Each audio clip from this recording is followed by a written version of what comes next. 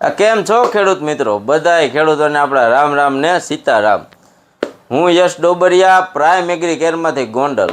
હવે આજ આપણે વાત કરવાની છે તમામ પાક વિશે, જેમ કે કપાસ છે, ડુંગળી છે, મરચી છે અને બીજા પણ અમુક પાકો।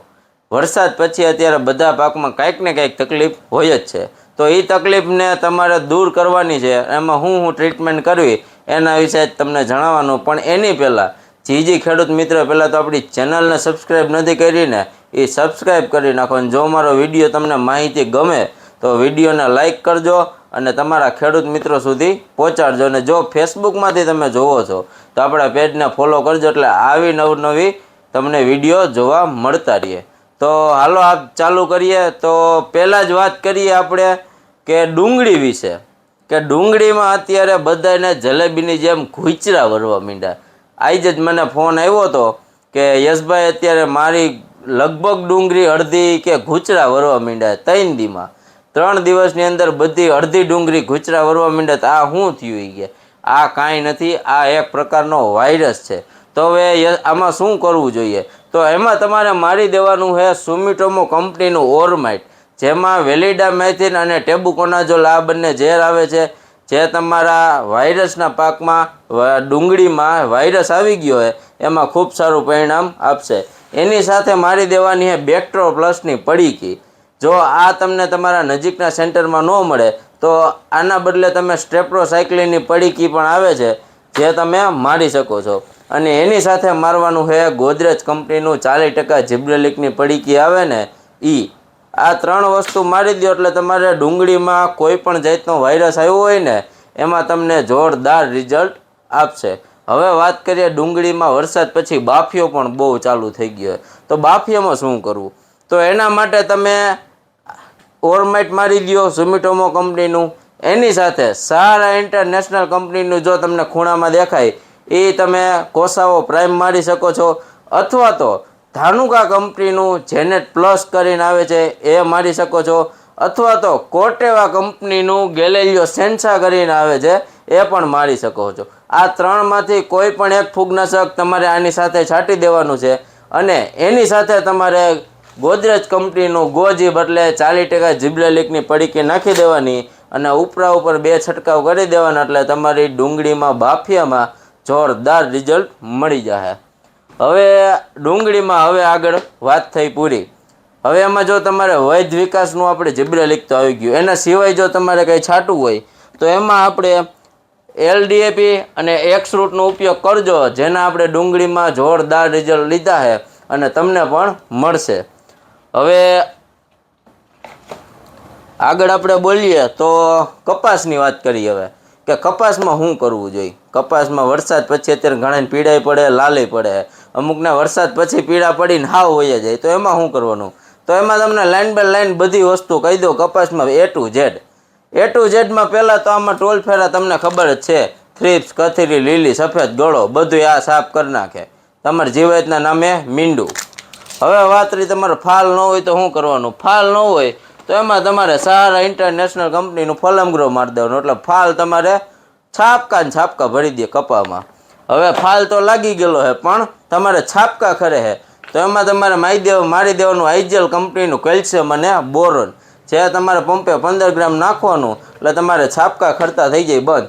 અને એનાથી ઊંચામાં જવું હોય તો A to Z કરીને એક પ્રોડક્ટ આવે, જેમાં કેલ્શિયમ, બોરોન અને પ્લસ ઝીંક આ 3 વસ્તુ આવે, જે તમારા કપાસ માટે ખૂબ એવું સારું તમારે માઇક્રોન્યુટ્રનને એ બધું કહેવાશે।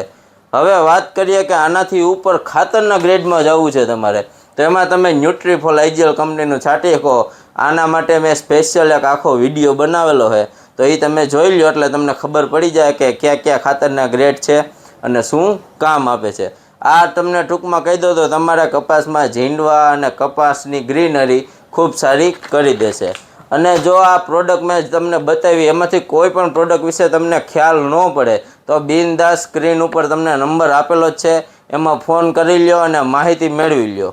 હવે વાત રહી મરચીની, પણ એ પહેલાં એક તમને નાનકડી એક કહી દઉં કે વરસાદ પડે એટલે વરસાદનું પાણી હોય ઠંડુ, અને ઘણા કહેતા હોય કે ભાઈ પિયત આપી દેવું એટલે એ તમારે પાક બચી જાય, તો એ વાત 100% સાચી છે. કેમ કે વરસાદનું પાણી ઠંડુ પડે છે અને આપણા કપાસના કે મરચીના કે કોઈ પણ હોય એ મૂળિયા મૂકવા કરે છે, પણ એને પાછળ વરસાદ પત્યા પછી જ તમે જો એને તમારું કૂવાનું અથવા તો બોરનું ગરમ પાણી પાલન પણ આપી દો છો તો એમાં તમને ખૂબ સારા પરિણામ મળશે અને તમારું જે છોડ મૂળિયા મૂકવાનું કરવાનું છે એ મૂળિયા મૂકશે નહીં. અને એ પાલન પણ પાતા હોય તો એની હારે તમે સાફ પાવડર અથવા તો સાફીલાઇઝર પાવડર આ બંને ફૂગનાશક જ છે.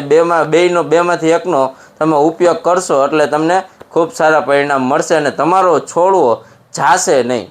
જે 100% કે અમુકને હાવ ઘેરા પતી જાય છે આપણે કપાસના વરસાદ પછી એ તમારે 100% વહી જતા હતા એના બદલે વધીને 10-20% જવા હશે તો જાહે, બાકી તમારો ઘેરો આખો બચી જાહે.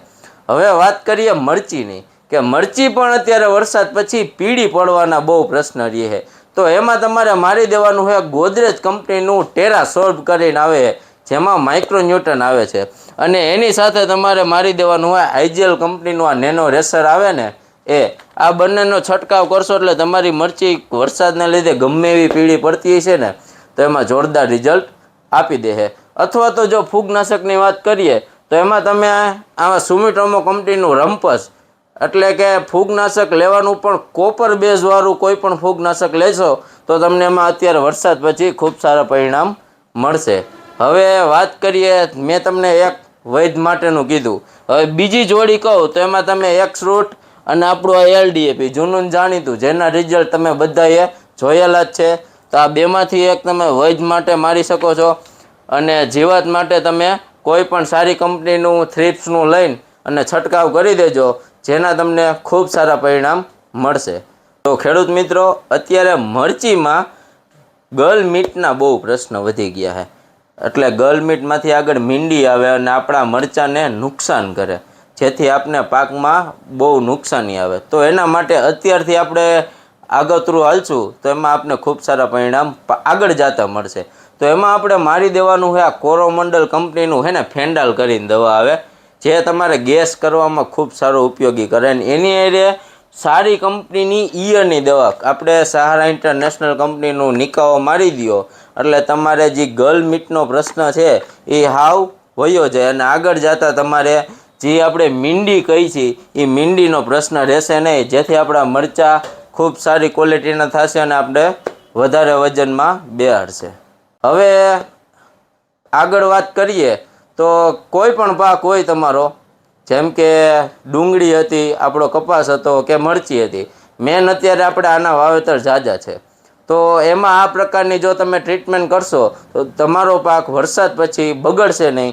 અને ફૂગનાશક અવશ્ય કોઈ પણ પાક હોય ફૂગનાશક વરસાદ પછી વાપરવું જ જોઈએ, જેથી તમારા પાકને સંરક્ષણ મળે અને કાંઈ નુકસાન થાય નહીં. વધારે માહિતી માટે તમને અમારા નંબર ઉપર કોન્ટેક કરી શકો છો, અથવા તો જો તમારે જાણવું હોય કે હવે આગળ શેના માટે હું વિડીયો બનાવું તો તમે કોમેન્ટમાં લખી દો કે આ પાક માટે યશભાઈ વિડીયો બનાવો, એટલે આપણે હવે એના માટે વિડીયો બનાવી નાખશું. વધારે માહિતી માટે નીચે નંબર આપેલો છે એમાં ફોન કરો અને કોઈ પણ વસ્તુ ન સમજાણી હોય તો બિનદાસ તમ તારે ફોન કરી લેજો. જય જવાન જય કિસાન.